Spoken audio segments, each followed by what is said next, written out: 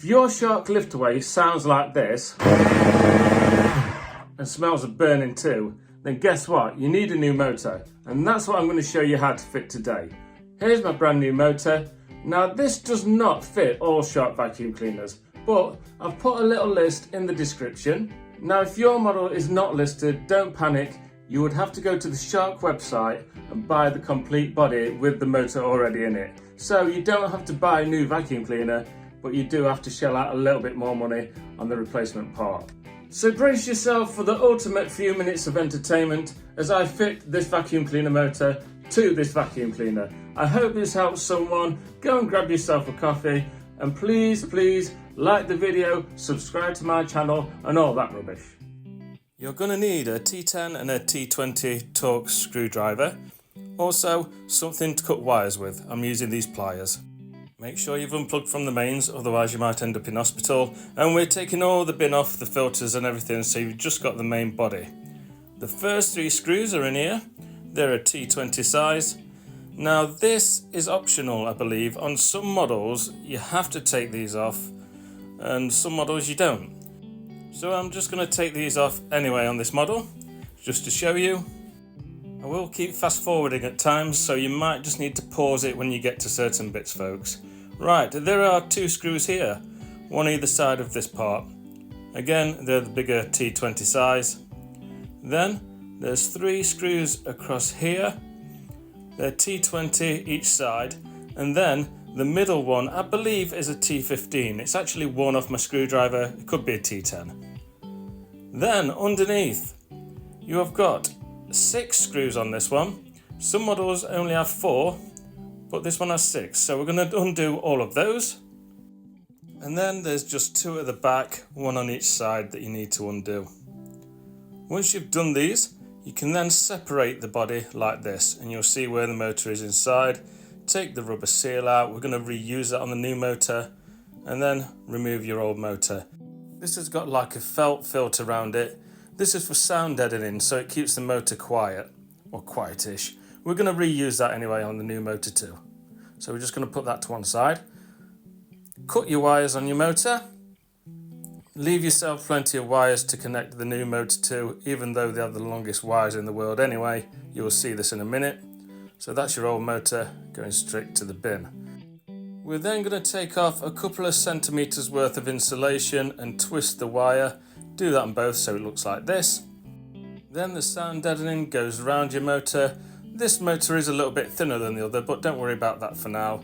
And we need to twist the wires together. We're going to go brown to black, and then there's going to be a blue to white, and we're going to just twist them together.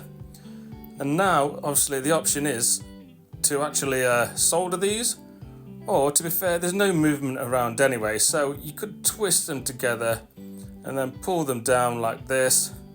And then really, if you put loads and loads of insulation tape all the way around this, it's not going to cause you any issues at all.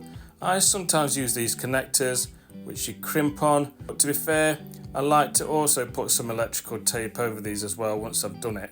This is the shape of the top of the motor. It fits into that indent inside. Now you can actually wrap a tie wrap around this felt stuff, but I'm not going to because I haven't got any. So I'm just going to tuck it all in like that.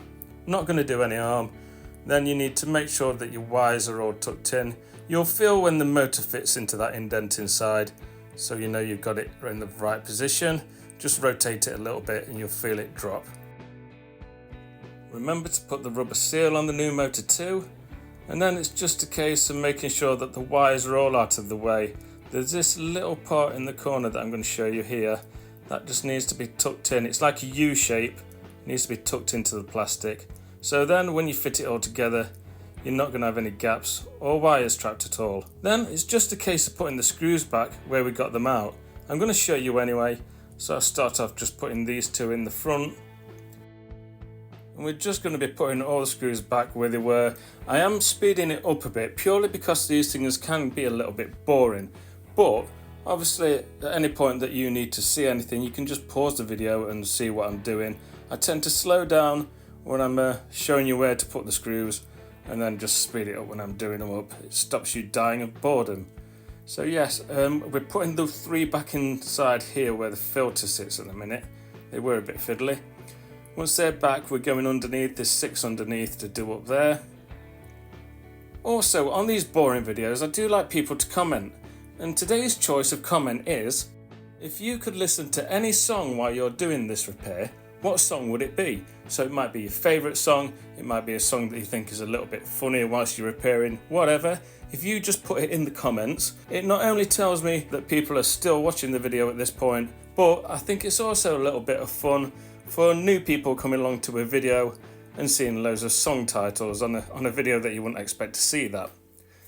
So yeah, comment with your songs, people, whilst we do up these 2 back screws. And we're not far off being done now. We're just going to put these 2 screws in here, one each side at the front, and then we've got the teeny tiny one that we've not done yet right at the front there. That's the smaller size screwdriver that you need. Once you've done all this, it's a case of putting your vacuum cleaner back together. Put the floor tool on, put the filters back in, put your bin back on, and then we're going to put the one back on and the handle. Oh, and that filter there. Yes, put the filter in at the front. Don't forget that, folks. So yeah, basically rebuilding your vacuum cleaner so you can use it again. I do hope this video has helped you. Please comment, obviously, if it has helped you. If you have any questions at all, I'm always happy to help. But hopefully that's got your vacuum cleaner up and running at half the cost of buying a complete body. Please subscribe to my channel for more shark help videos. This next one is showing you how to clean your filters.